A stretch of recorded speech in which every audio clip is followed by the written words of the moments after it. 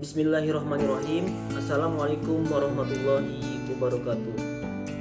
Baik, kami dari kelompok 5 yang beranggotakan saya sendiri Iqbal Maulana Hibatullah, kemudian Rizal Nur Qayyum, Rifa Izen Husen, Aulia Sapitri, Rohimah, dan Ana Maria akan menjelaskan tentang konstitusional daerah istimewa dan daerah otonomi khusus. Adapun penjelasan yang pertama akan dijelaskan oleh Saudara Rizal. Waktu dan tempat saya persilahkan. Baik, saya akan menjelaskan mengenai alasan konstitusional pemberian istilah atau status istimewa atau otonomi khusus di berbagai daerah di Indonesia. Yang perlu dipahami bahwasannya pembahasan mengenai istilah atau status istimewa atau otonomi khusus sudah dibahas atau sudah diperbincangkan bahkan sejak pra kemerdekaan Indonesia. Hal ini karena pemberian status tersebut sangat erat kaitannya dengan latar belakang historis daerah-daerah tertentu. Negara memberikan status istimewa atau otonomi khusus untuk beberapa daerah sebagai tanda pengakuan dan penghormatan bagi daerah tersebut yang telah termaktub dalam konstitusi kita, yakni pada pasal 18B ayat 1 Undang-Undang Dasar 1945 yang berbunyi, negara mengakui dan menghormati satuan-satuan pemerintahan daerah yang bersifat khusus dan istimewa yang diatur dalam undang-undang. Menurut Philippus M. Hajon, gelar istimewa atau khusus yang diberikan atau yang disandangkan kepada daerah-daerah tertentu memiliki makna pengakuan atas eksistensi hak-hak tradisional dalam sejarah ketatanegaraan Indonesia. Ada beberapa indikator yang menjadi alasan konstitusional di dalam pasal 18B ayat 1 tadi. Salah satunya memang adalah alasan historis. Akan tetapi alasan historis tidak dapat menjadi alasan tunggal atau satu-satunya alasan mengapa suatu daerah dapat diberikan status istimewa atau otonomi khusus. Ada beberapa faktor yang perlu menjadi pertimbangan lainnya seperti kebutuhan daerah yang berbeda-beda. Nah, di sini ada beberapa pendapat, penilaian serta penegasan dari Mahkamah Konstitusi mengenai hal tersebut. Yang pertama, bahwa konstitusi tidak memberikan penjelasan atau kualifikasi secara konkret mengenai kriteria suatu daerah yang dapat gelar istimewa atau khusus. Yang kedua, Mahkamah Konstitusi tidak memberikan pendapat atau suatu penegasan bahwa memang tidak ada penetapan kapan suatu daerah ditetapkan menjadi daerah khusus atau istimewa. Dan yang ketiga, Mahkamah Konstitusi memberikan putusannya mengenai batasan bagaimana suatu daerah disebut daerah istimewa atau khusus, yaitu A. Daerah tersebut memiliki hak asal-usul dan kesejahteraan daerahnya sebelum adanya peresmian NKRI atau sebelum adanya proklamasi. B. Daerah tersebut memiliki suatu kebutuhan politik sesuai dengan posisi dan keadaannya yang menjadikannya harus mendapatkan otonomi yang bersifat istimewa atau khusus untuk mencegah hal-hal berat atau hal-hal buruk lainnya terjadi. Menurut Mahkamah Konstitusi, dua alasan tersebut menjadi alasan yang fundamental dan tidak dapat diajukan sehingga diatur dan diakui dalam konstitusi. Untuk pengaturan mengenai otonomi khusus tersebut bersifat fleksibel berdasarkan kejadian atau keadaan yang nyata di daerah tersebut. Selain daripada dua pendapat tadi, ada juga penegasan yang disampaikan oleh Mahkamah Konstitusi, yakni mengenai alasan hukum yang dapat diterjemahkan ke dalam kaidah khusus dalam tatanan teknis kedaerahan yang didasarkan pada kondisi daerah yang bersangkutan melalui pasal 2 ayat 8 Undang-Undang Nomor 32 Tahun 2004 tentang pemerintahan daerah yang berbunyi walaupun pasal 18 tidak dapat menerjemahkan secara konkret melalui satu pasal, namun secara umum mengenai tataran konsep pemberian kewenangan khusus atau istimewa dapat kita simpulkan bahwa 1. Meredam gejolak di daerah atau memberikan keadilan kepada daerah. 2. Menjaga eksistensi kesatuan asli masyarakat di daerah tersebut. 3. Menjadi alasan penunjang adanya penetapan secara konstitusional terkait pemberian status istimewa atau khusus. Nah, adanya pemberian status istimewa atau khusus merupakan sebuah jalan yang telah dipertimbangkan sejak lama untuk menjaga keutuhan negara. Pilihan pemberian otonomi khusus dilakukan sebagai jalan tengah agar suatu daerah tidak melepaskan diri dari NKRI seperti halnya yang terjadi di Provinsi Nangro Aceh Darussalam dan juga Papua. Begitu juga yang terjadi di daerah istimewa Yogyakarta yang berupa pengembalian hak-hak daerah yang memiliki asal-usul yang istimewa.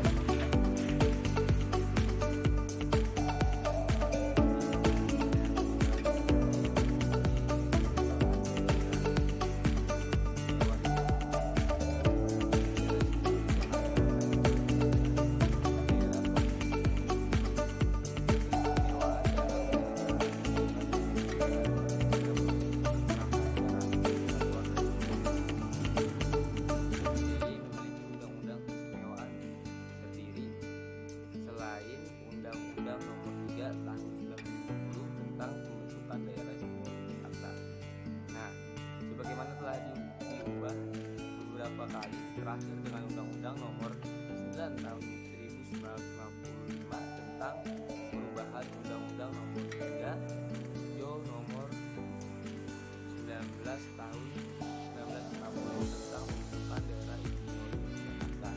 Nah, kewenangan istimewa meliputi tata cara pengisian jabatan, kedudukan tugas, dan wewenang gubernur dan wakil gubernur. Nah, kelembagaan pemerintahan daerah DKI, kebudayaan, pertahanan, dan tata ruang.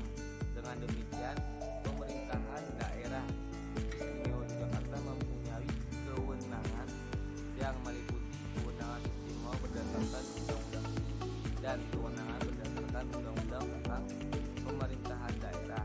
Namun, kewenangan yang telah dimiliki oleh pemerintah daerah, kabupaten atau kota DKI tetap sesuai dengan peraturan perundang-undangan, yaitu Undang-Undang Nomor 13 Tahun 2012 tentang keistimewaan daerah istimewa Yogyakarta, disahkan Presiden Dr. Haji Susilo Bambang Yudhoyono pada tanggal 13 Agustus 2012 di Jakarta. Undang-Undang Nomor 13 Tahun 2012 ini tentang keistimewaan daerah istimewa Yogyakarta diundangkan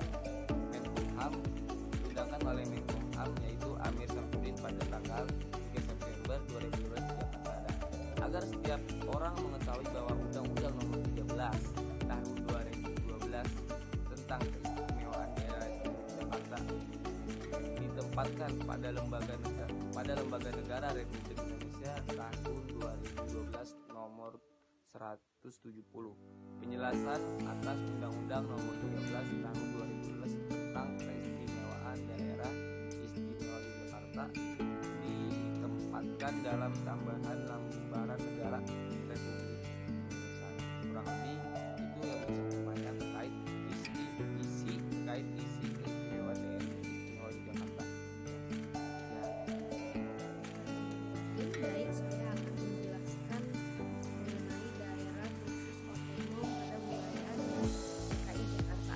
Hizbut Asosiasi berpendapat bahwasanya tidak dibentuknya daerah otonom dalam wilayah Provinsi DKI Jakarta dikarenakan kekhususan yang melekat pada DKI Jakarta sebagai ibu kota negara. Kekhususan tersebut tentunya juga berdasarkan oleh pengakuan pasal 18B ayat 1 Undang-Undang Dasar 1945.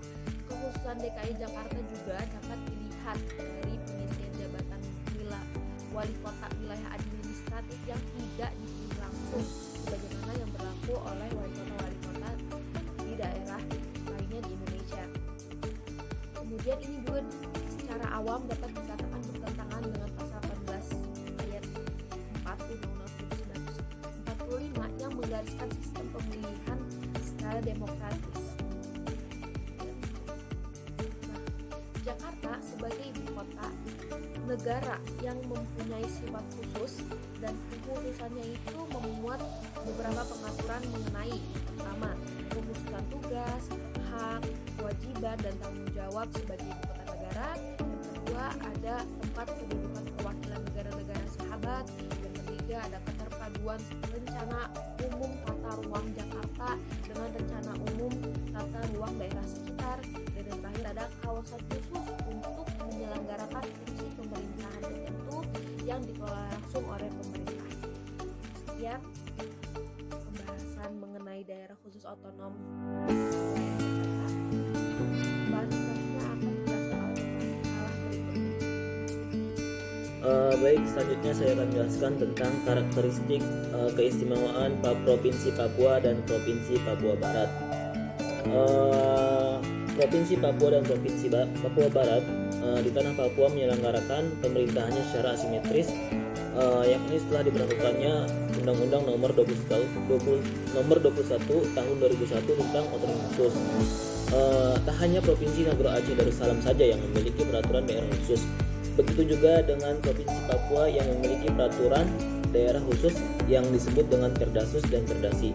Ketentuan mengenai Perdasus daerah khusus dan peraturan daerah provinsi diatur dalam Undang-Undang Nomor 21 Tahun 2001 tentang otonomi khusus bagi Provinsi Papua. Perdasus adalah peraturan daerah Provinsi Papua dalam rangka melaksanakan falsafah tertentu dalam undang-undang tentang otonomi khusus bagi Provinsi Papua. Adapun selanjutnya yaitu substansi penting dari kebijakan otonomi khusus yang dirumuskan oleh tim asistensi yang dibentuk pemerintah Provinsi Papua. Pada saat itu yang dipedomani dan dalam rancangan Undang-Undang Otonomi Khusus adalah sebagai berikut. Yang pertama, adanya penerapan desentralisasi. Pemerintahan otonomi khusus merupakan bentuk dari desentralisasi politik asimetris untuk menenggahi atau menangani konflik yang melanda Papua pada saat itu. Yang kedua, perlindungan terhadap hak dasar penduduk asli Papua. Hal ini dimaksudkan untuk memungkinkan rakyat Papua dapat mengembangkan kemampuan diri secara baik dan bermartabat, sehingga dalam waktu secepatnya rakyat Papua dapat menjadi warga negara Indonesia dan anggota masyarakat dunia yang modern sejajar dengan bangsa-bangsa maju manapun, dengan tidak meninggalkan identitas dan jati dirinya. Yang ketiga, demokrasi dan kedewasaan demokrasi melalui otsus ini hendak didorong kemampuan masyarakat Papua untuk memanfaatkan perangkat demokrasi yang tersedia dalam negara modern seperti partai politik, pemilihan umum, dan lembaga-lembaga perwakilan rakyat, agar berbagai aspirasi yang dimiliki dapat disalurkan secara baik dan memiliki legalitas yang kuat dan efektif demi tercapainya kehidupan berdemokrasi secara dewasa dan bertanggung jawab.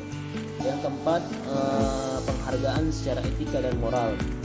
Mendorong aparat pemerintah dan seluruh masyarakat Papua mempraktikkan ajaran agama masing-masing dalam kehidupan sehari-harinya.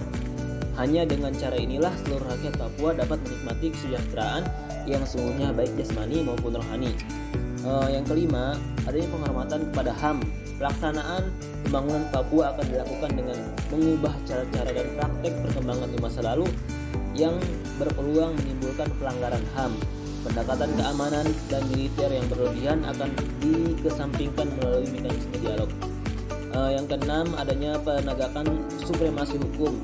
Supremasi hukum menjadi landasan dalam penyelenggaraan pemerintahan. Proses peradilan dan penegakan HAM, hukum dijalankan secara adil dan efektif tanpa memihak kepentingan dan kekuasaan. Kemudian adanya penghargaan terhadap pluralisme. Toleransi terhadap pluralitas akan dipromosikan sebagai instrumen membangun masyarakat Papua, meski secara mayoritas merupakan rumput kebudayaan Melanesia yang bercampur dengan dedominasi gereja.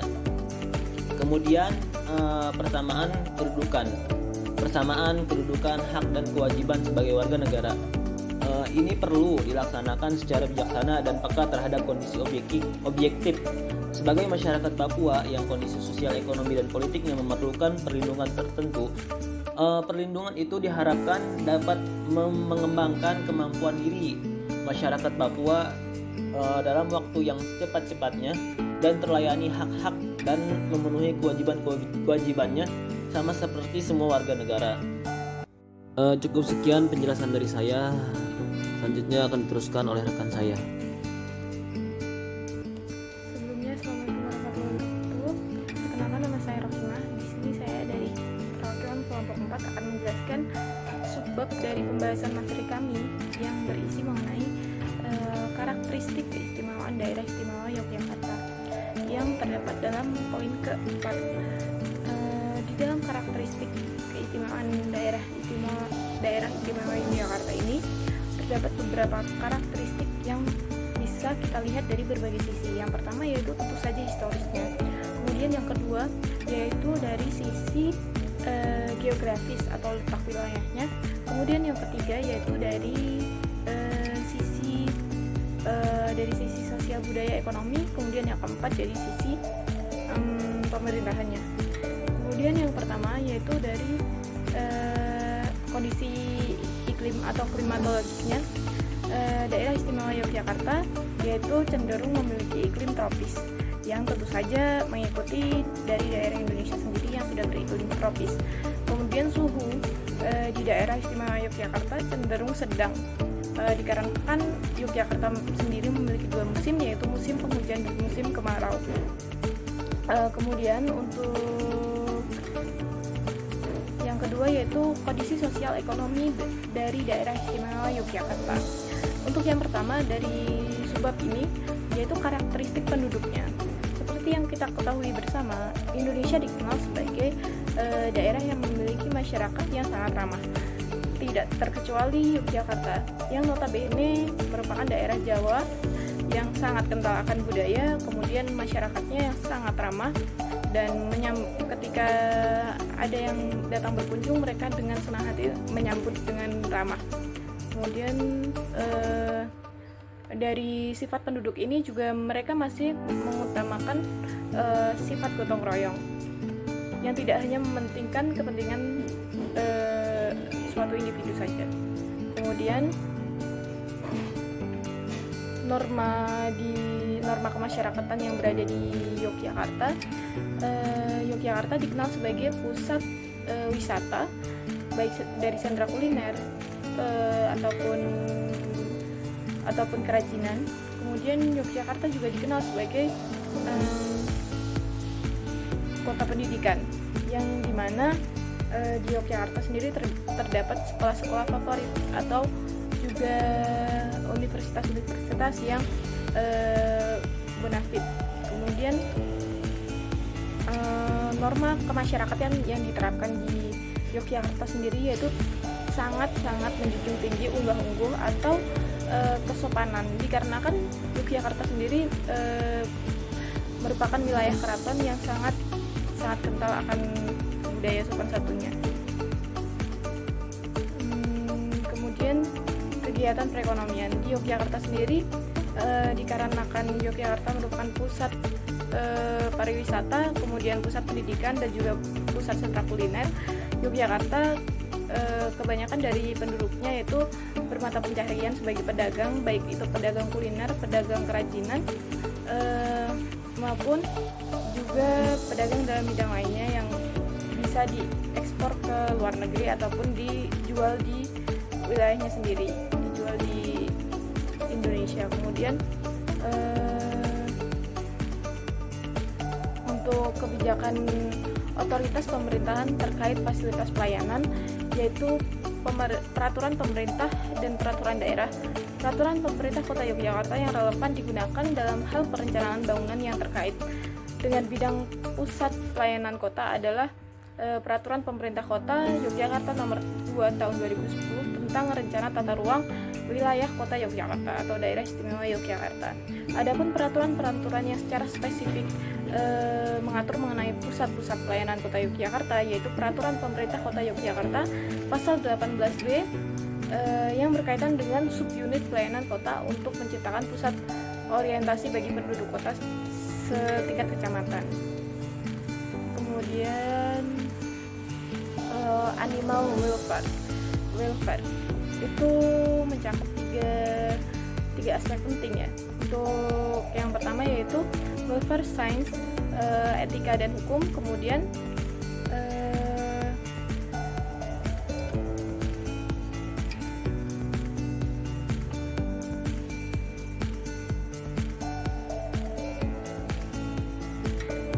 welfare law,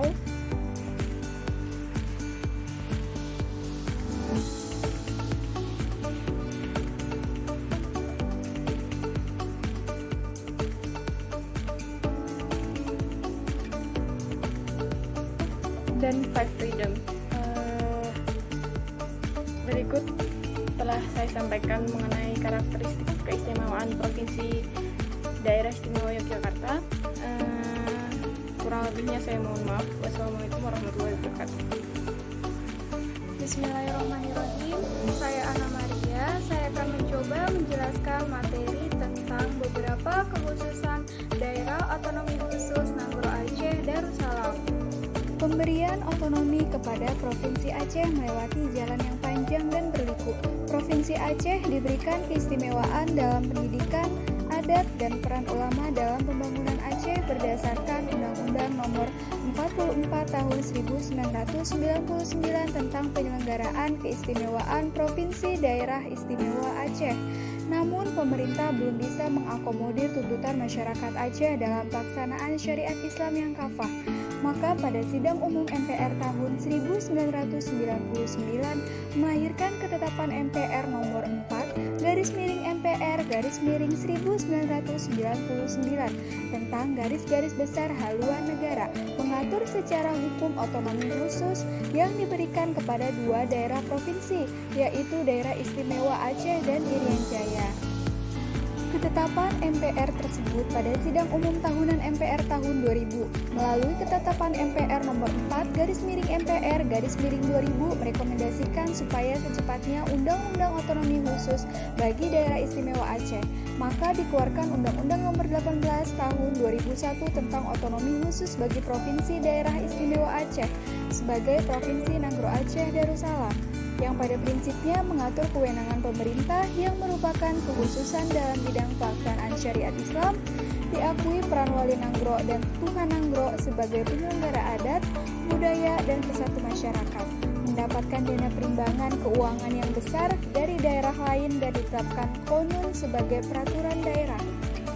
Pelaksanaan syariat Islam yang diberikan untuk Aceh merupakan otonomi khusus yang diamanatkan Undang-Undang Nomor 18 Tahun 2001 tentang otonomi khusus. Kelahiran undang-undang ini dilatar belakangi konflik Aceh yang berupa gerakan separatisme seperti Gerakan Aceh Merdeka pada tahun 1976 dan Gerakan Reformasi yang dilakukan mahasiswa menuntut perubahan di segala aspek, terutama pola hubungan pusat dan daerah yang selama ini berlaku sistem sentralisasi berubah menjadi desentralisasi dengan diberlakukannya Undang-Undang Nomor 22 Tahun 1999 tentang pemerintahan daerah yang kemudian diganti dengan Undang-Undang Nomor 32 Tahun 2004 tentang pemerintahan daerah. Undang-Undang Nomor 32 Tahun 2004 tentang pemerintahan daerah telah mengatur dan memberikan wewenang dan kewajiban yang lebih menekan pada daerah otonom untuk mengatur dan mengurus sendiri urusan pemerintahan dan kepentingan masyarakat setempat sesuai dengan peraturan perundang-undangan dengan tujuan meningkatkan kesejahteraan masyarakat, pelayanan umum, dan daya saing daerah. Provinsi Daerah Istimewa Aceh sebagai Provinsi Nanggro Aceh Darussalam melahirkan harapan dan membuka peluang untuk tumbuhnya kreativitas, diskresi, dan kebebasan bagi pemerintah provinsi dan kabupaten atau kota serta masyarakat Aceh pada umumnya untuk menemukan kembali identitas diri dan membangun wilayahnya. Peluang ini ditanggapi secara positif oleh berbagai komponen masyarakat dan pemerintah.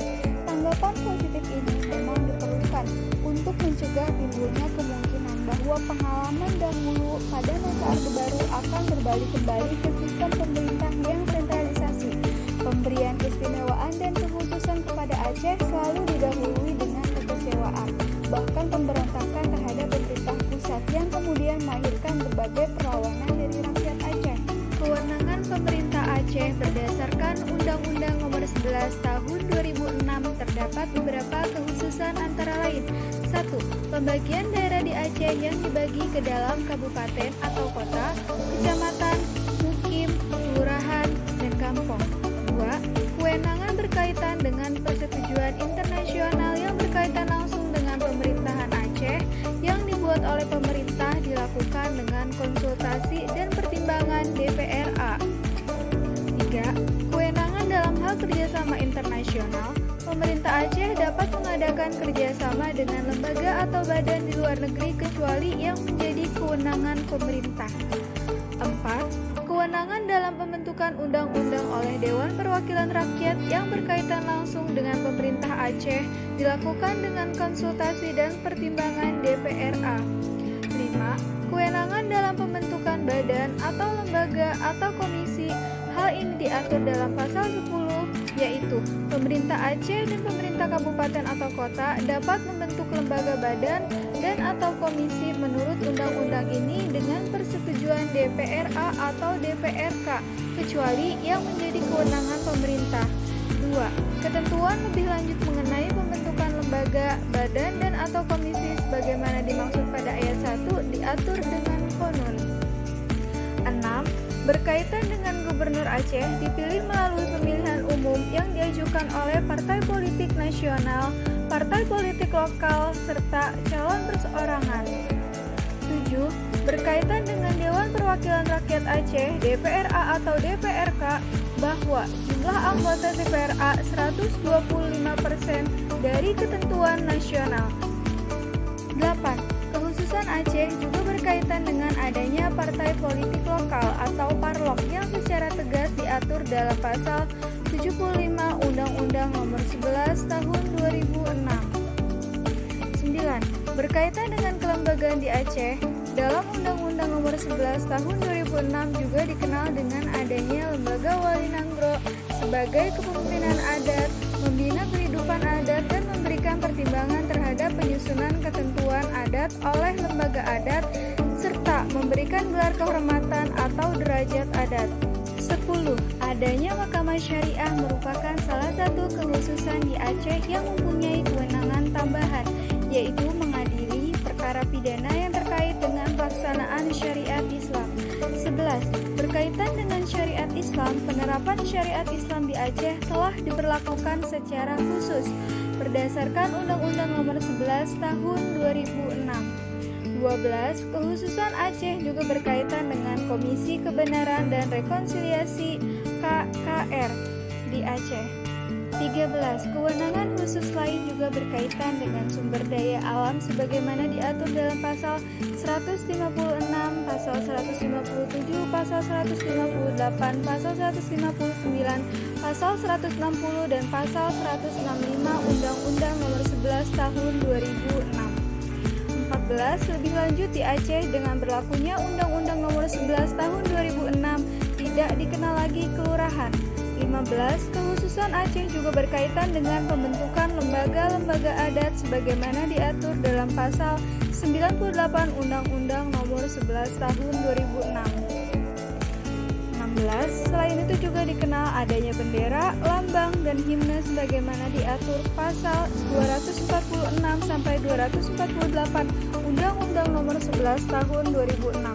Berdasarkan uraian tersebut, dapat diketahui bahwa meskipun Undang-Undang Nomor 11 Tahun 2006 tidak menyebutkan istilah otonomi khusus di dalamnya, namun kewenangan-kewenangan yang diatur dalam Undang-Undang Nomor 11 Tahun 2006 masih merupakan kewenangan khusus yang tidak dimiliki oleh daerah lain di Indonesia. Demikianlah materi yang dapat saya sampaikan, kurang lebihnya mohon maaf. Terima kasih. Dan adapun kesimpulannya daripada materi yang telah dipaparkan oleh teman-teman saya yaitu dalam hal ini pemerintah pusat memberikan wewenang kepada pemerintah daerah untuk dapat mengatur urusan rumah tangganya sendiri, dan beberapa daerah diberikan kewenangan sebagai daerah khusus maupun daerah istimewa. Akan tetapi tidak semua daerah diberikan wewenang tersebut, sehingga hanya diperuntukkan untuk beberapa daerah yang mendukung berdasarkan sisi historis dan karakteristik daerah tersebut. Cukup sekian penjelasan dari kelompok kami, kurang lebihnya mohon maaf. Assalamualaikum warahmatullahi wabarakatuh.